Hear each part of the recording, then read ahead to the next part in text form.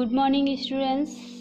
हम हिंदी में lesson number 5 पढ़ रहे थे और हमने इस लेसन को यहाँ तक पढ़ लिया था। आज हम इसके आगे पढ़ेंगे। अक्षरों का महत्व लेसन है हमारा। आगे देखिए, कोई 10,000 साल पहले आदमी ने गाँव को बसाना शुरू किया। वह खेती करने लगा। वह पत्थरों के औजारों का इस्तेमाल करता था। फिर उसने तांबे और कांसे के भी औजार बनाए। प्रागैतिहासिक मानव ने सबसे पहले चित्रों के जरिए अपने भाव व्यक्त किए। प्रागैतिहासिक का मतलब होता है लिखित इतिहास से पहले। लिखित इतिहास से पहले का समय जो होता है वो प्रागैतिहासिक कहा जाता है।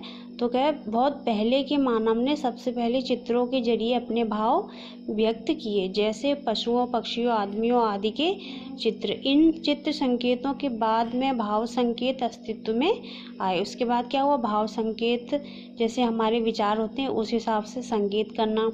जैसे एक छोटे वृत्त के चहुओर किरणों की द्योतक रेखाएं, जैसे एक छोटे से घेरे के चारों ओर किरणों की द्योतक रेखा। द्योतक का मतलब होता है सूचक, मतलब उसको दर्शाती हैं। खींचने पर वह सूर्य का चित्र बन जाता था। बाद में यही चित्र ताप या धूप का द्योतक बन गया। इस तरह अनेक भाव संकेत अस्तित्व में आए।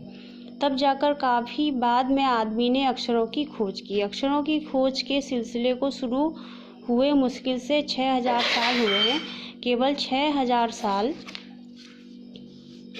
अक्षरों की खोज के साथ एक नए युग की शुरुआत हुई। आदमी अपने विचार अपने हिसाब किताब को लिखकर रखने लगा। तब से मानव को सभ्य कहा जाने लगा। आदमी ने जब से लिखना शुरू किया तब से इतिहास आरंभ हुआ। किसी भी कौम या देश का इतिहास तब से शुरू होता है जब से आदमी के लिखे हुए लेख मिलने लग जाते हैं।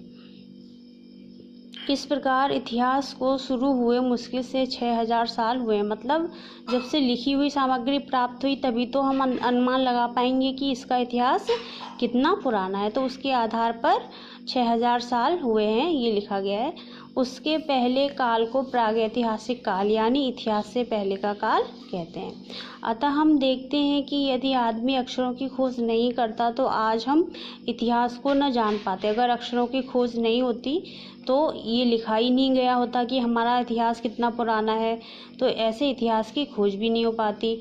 हम यह न जान पाते कि पिछले कुछ हजार सालों में आदमी किस प्रकार रहता था, क्या क्या सोचता था, कौन कौन से राजा हुए इत्यादि।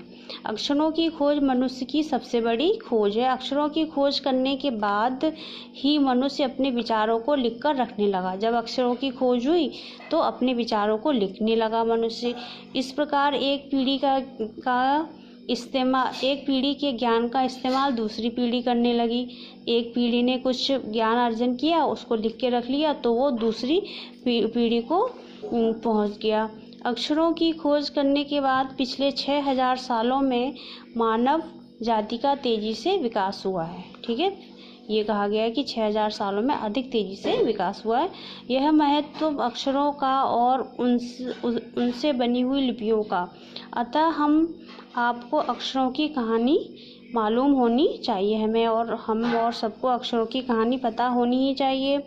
आज जिन अक्षरों को हम पढ़ते या लिखते हैं वे कब बनाए गए, कहाँ बने और किसने बनाई है जानना जरूरी भी है। तो ये आज हमारा लेसन ख़त्म होता है और इसके लेखक थे गुणाकर मुले। तो आज आप इस लेसन को पढ़कर इसका अभ्यास करेंगे और कल हम इसकी शब्दार्थ करेंगे। ठीक।